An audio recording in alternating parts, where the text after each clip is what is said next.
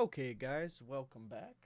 Today's lesson is going to be strings and integers. And as you can see, I've got the configure your new project startup. I named it lesson 2, strings and ints. Got it set to the right location.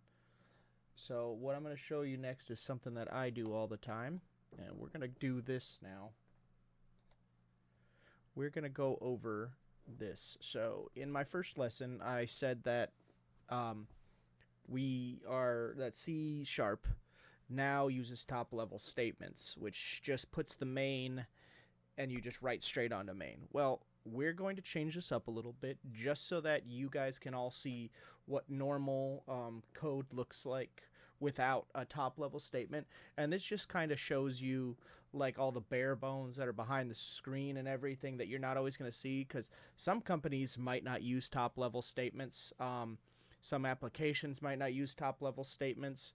I don't know if Visual Studio Code does that, if that's been updated, but I'm just gonna show you this with the do not use top level statements checked, so that you can see what more of the code looks like, and we're gonna write on that today. So this is what I was talking about. When you start up a bare bones program, it's always gonna give you that hello world, like you see right here. This is just for fun, really. It's just like it shows you just kind of something quick. And then this is static void main. So this is technically, whenever we were using top level statements, we were writing inside of this, as you can see. And this is what I was talking about. Technically, all that is expanded and you only write inside of here. And that's going to be fine. We are going to eventually create other classes and link them together, and I'll show you how to do all that. But I'm just going to show you inside of this with no top level statements, so that we can have a little fun and see what real code looks like, if you know what I mean. Not literally, but we're going to have some fun today. All right. So first thing we're going to go over are strings. So strings. What are strings? Well, strings are a literal string of characters. So if I type out that is a string. Now, in coding terms, don't come at me, people that already have experience. That is not what strings look like in terms of code. That is a simple interpretation. So with strings, you also have interpolation. Now, interpolation is the way we insert a variable and choose the value. And then with this example, we are going to output said value. So for today's example, our first string, strong string, we're going to name our string name. And then we're going to set that name equal to, let's do Sally. Sally. All right, so one thing I want to go over here, you see that this is blue, this is light blue, and this is orange. This is distinguishing for you, and as you get better with it, you can see with all these as well, that this is distinguishing. This is saying that this is a variable name that we have named name, and this is the value we assign to that. Now, what do I mean by all this? Well, don't get confused. It's going to get easy. So we're just going to comment this real quick. This string is called name, and name's value is Sally. Very straightforward. So what are we going to do with the name Sally? So we're going to do console write line. We're going to say, and we're going to use this. Now, I'll explain this in a second, but we're going to use the money symbol, right? And we're going to say, hello, name. We are testing strings and string interpolation. And make sure you end with that semicolon. All right. So as you can see, I've inserted this. Now, you could say I just should insert Sally right there. Normally, you'd be right. But in this instance, you're gonna figure out why we're getting a variable for the name Sally instead of just outputting the name Sally soon here. But the reason we use this symbol right here, this little money symbol, is this is telling the computer that there is going to be a variable in there within these brackets, Without that right there, the computer's going to be like, I don't know what you're doing. I think that's just another char in there or another string. Inside of the quotation marks, it considers everything a string. So when we put this at the beginning, it understands that there's going to be a variable in there. It makes it easy. So we're going to control save that real fast, and let's see if console wants to pop up today. We're going to run that.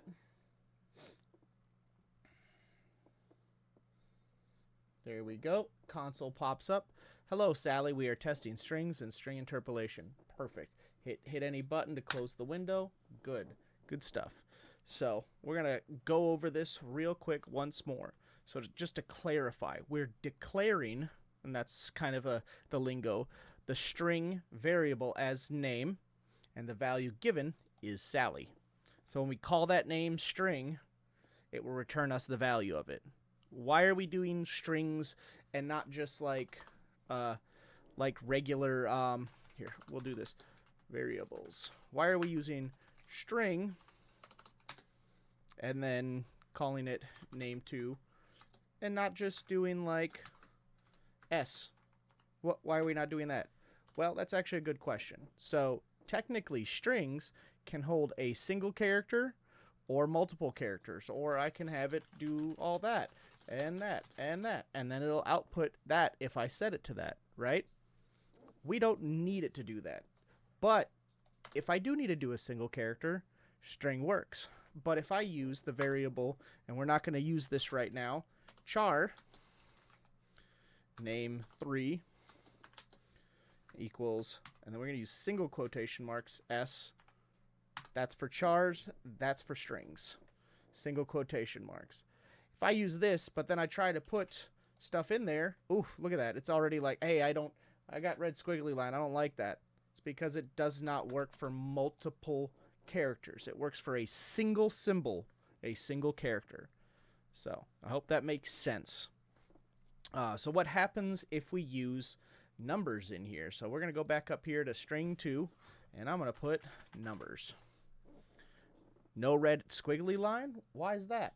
So what it's doing here is it's interpreting them as symbols and not numbers. So if I wanted to multiply this number against another number, I wouldn't be able to do that because this is simply symbols. They are not numbers in this instance.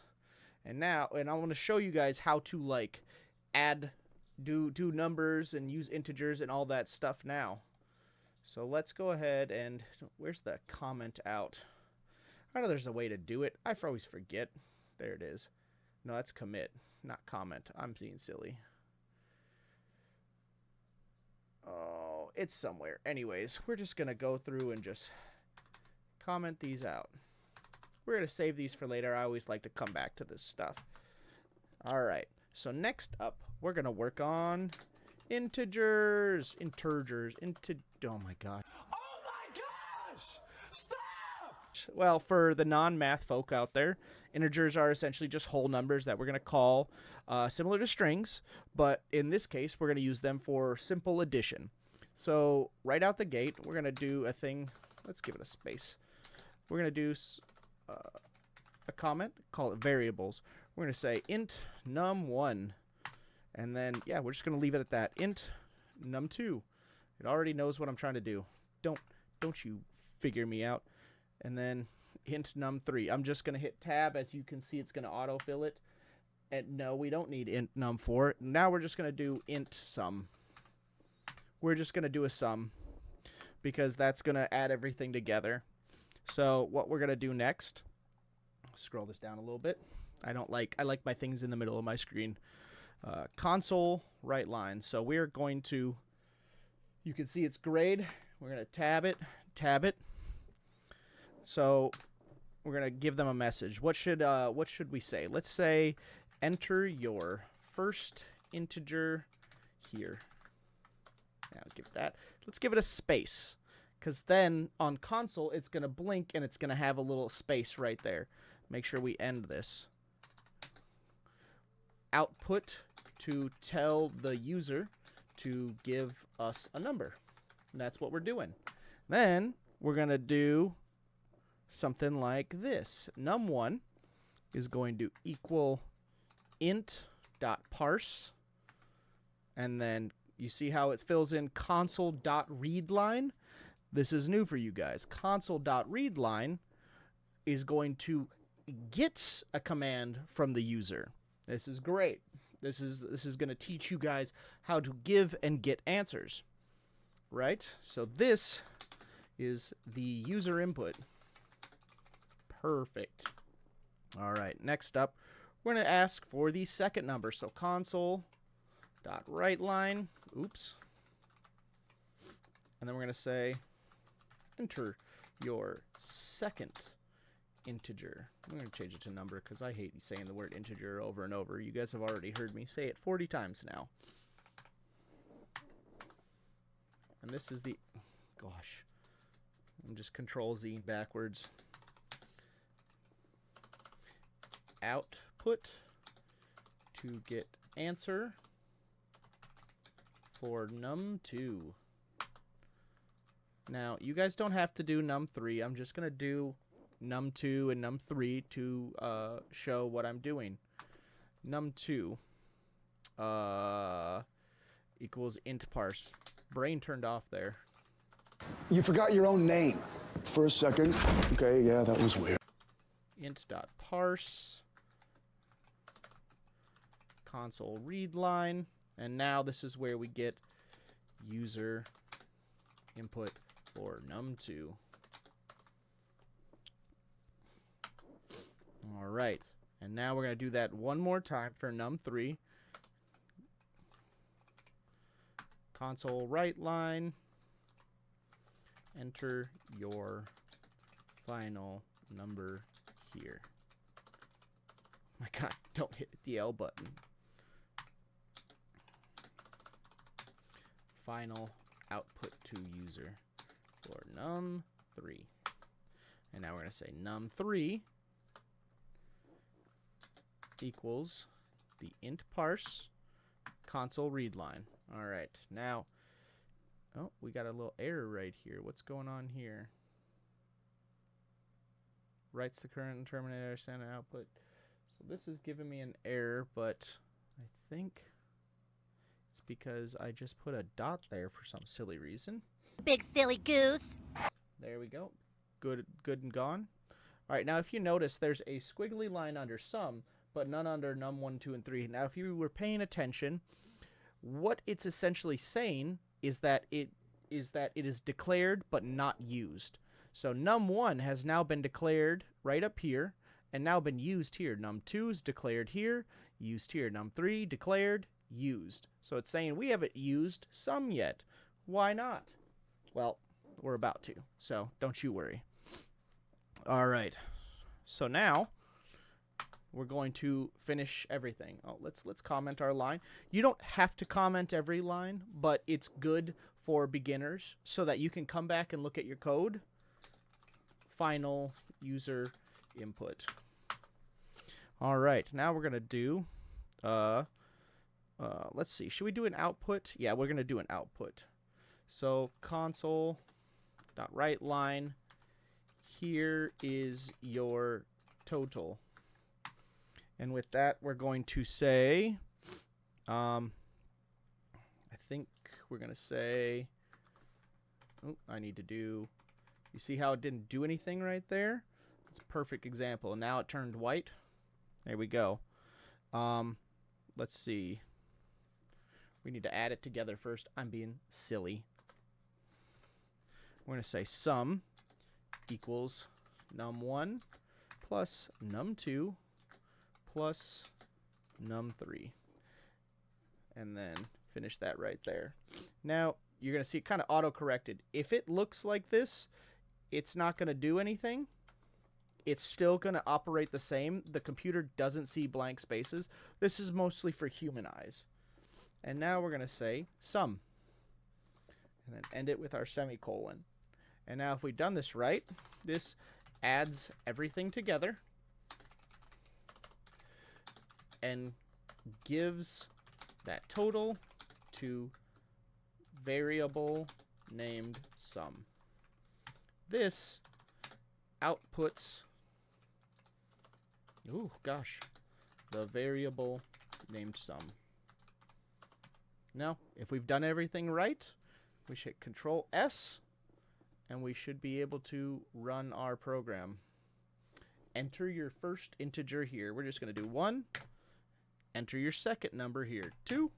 Enter your final number here, 3. Your total is 6.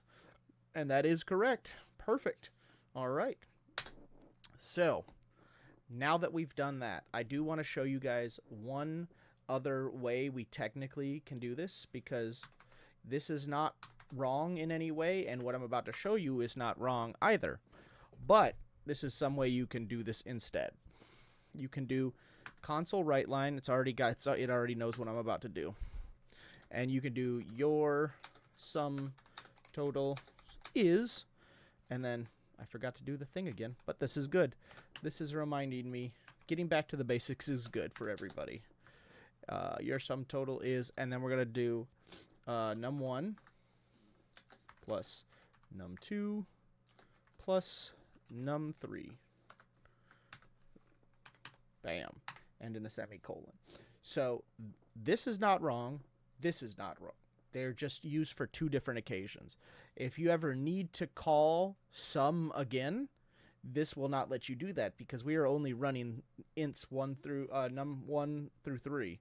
But I'm going to show you anyways, and we're going to run this.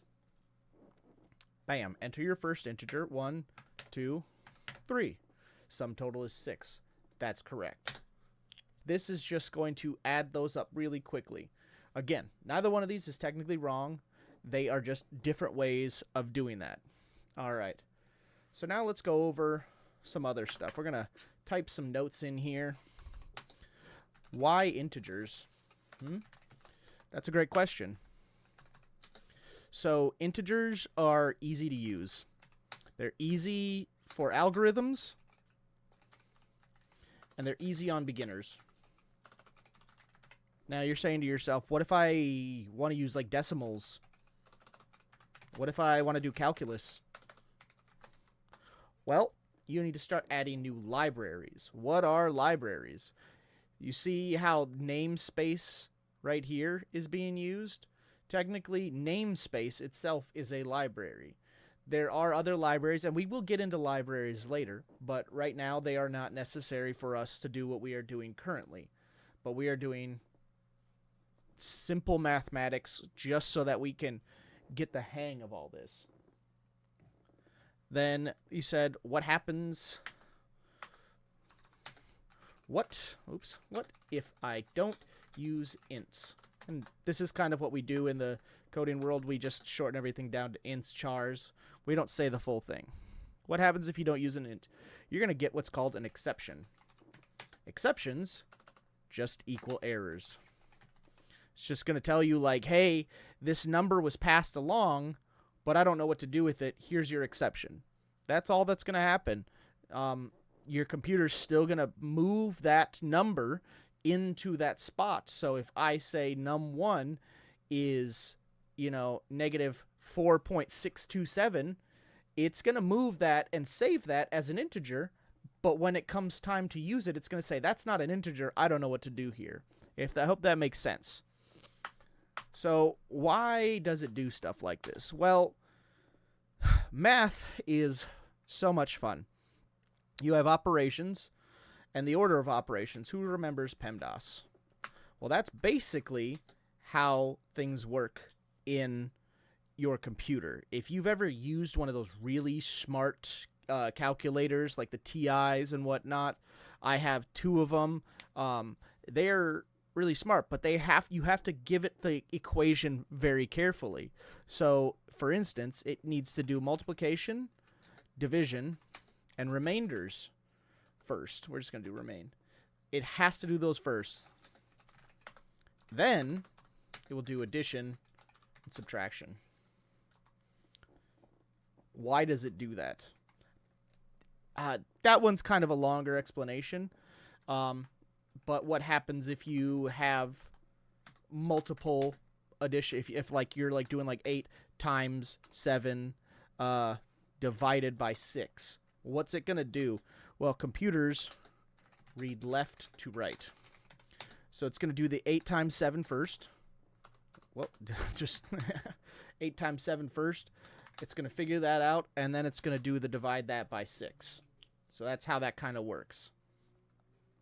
So computers read left to right. They kind of do it. It's such a weird thing, but you got to think the computer goes boop, boop, boop, boop, boop, boop, boop. It doesn't see it as a whole. It reads it literally character for character. So now, in case anybody's curious, there is the plus sign for addition. Addition. You have the minus sign for subtraction. You have the that symbol, which is Shift 8 for multiplication. You have the backslash for division, which we also use for comments, so make sure you've got it set up properly. And then you have the percent for remainder. That's kind of important, but not important right now. So, with that being said, that is going to be the end of this lesson. We're already at 21 minutes, so I hope this was informative. I've got next video is going to be if statements. I'm pretty excited about that. That's where you start to have a little bit more fun. Right now, we're just learning the basics. I know it might be overload. It might not be enough. Promise you, you're going to really enjoy it once we get there.